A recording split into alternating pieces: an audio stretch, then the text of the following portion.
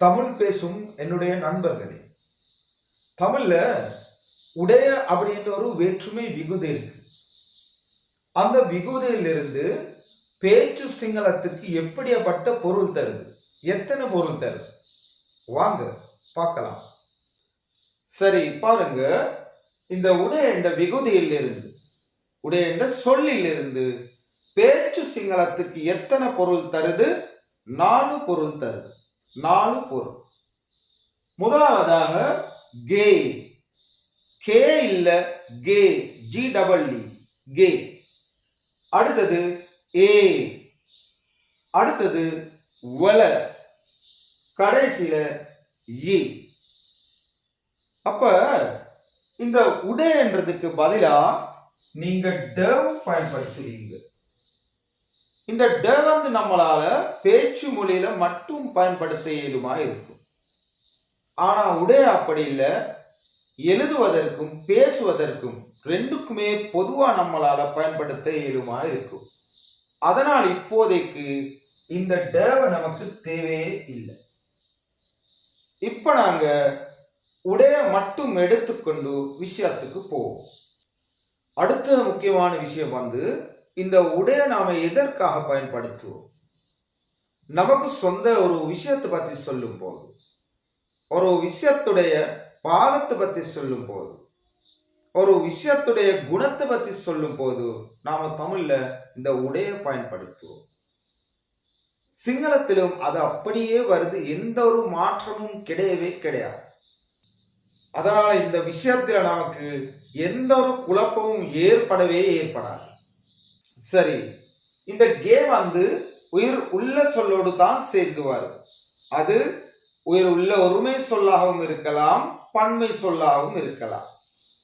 இந்த ஏவும் ஈயும் உயிர் இல்லாத ஒருமை சொல்லோடு தான் சேர்ந்து வரும். இந்த வல வந்து உயிர் இல்லாத பன்மை சொல்லோடு தான் சேர்ந்து வரும். சரி, நாம இதற்கான உதாரணங்களை பார்ப்போம். என்னுடைய தாய்மொழி சிங்களம், உங்களுடைய தாய்மொழி தமிழ். மගේ මව් භාෂාව සිංහල, ඔයාගේ මව් භාෂාව දෙමළ. இது என்னுடைய நாடு, මේක මගේ රට. இது உங்களுடைய நாடு, මේක ඔයාගේ රට. அது தம்பியுடைய ஸ்கூல், ඒක මල්ලිගේ ස්කෝල. அது அப்பாவுடைய கார், ඒක තාත්තගේ කාර් එක. இது தங்கச்சியுடைய ஹாஸ்டல், මේක නංගිගේ ஹாஸ்டல் එක. உங்களுக்கு தெரியும், நான் ஒரு சிங்களவர். நாம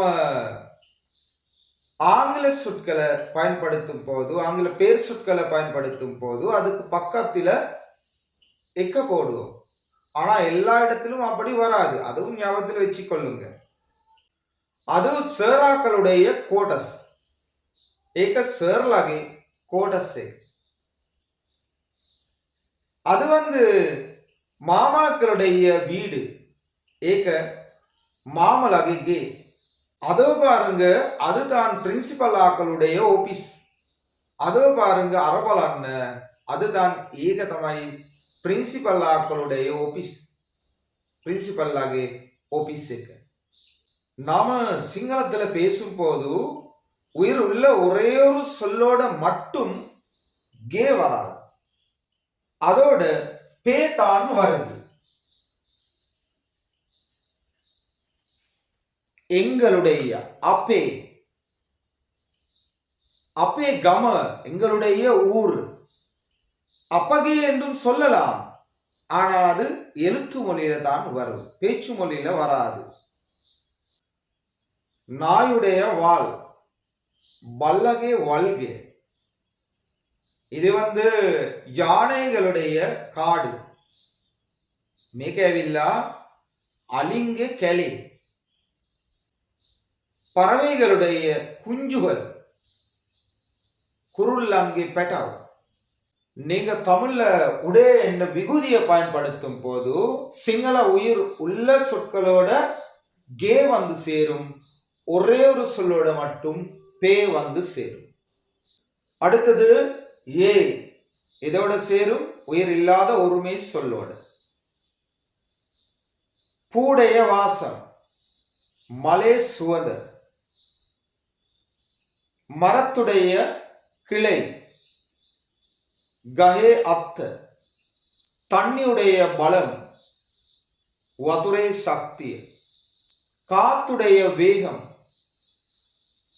சுலங்கே வேக, மலையுடைய வடிவம் கந்தே ஹெடே, ஆத்துடைய ஆழம் கங்கே கமுர, கதிரையுடைய கால் புட்டுவே ககுல, மேசையுடைய நீளம் மேசே திக, உலகத்துடைய அழகு லோகே லස්සன.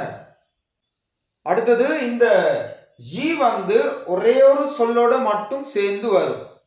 வீட்டுடைய நீங்க சொல்லும் போது அப்படியே கெய் அப்படின்னு தான் நாம சொல்லுவோம். கெய் வீட்டுடைய கூரை, கெய் வகாலை. வீட்டுடைய பாத்ரூம், கெய் பாத்ரூம். வீட்டுடைய அறை, கெய் காமரே. வீட்டுடைய கிச்சன், கெய் குசிய. வீட்டுடைய கதவு, கெய் தொர. வீட்டுடைய வில, கெய் மில. அந்த மாதிரி ஒரே ஒரு சொல்லோட மட்டும் ஈ வருது. அடுத்தது வல. வல உயிர் இல்லாத பன்மை சொல்லோட மட்டும் வரும்.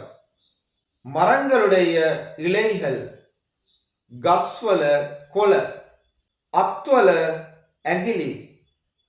கைகளுடைய விரல்கள், பூக்களுடைய நிறம் மல்வல பாட்ட.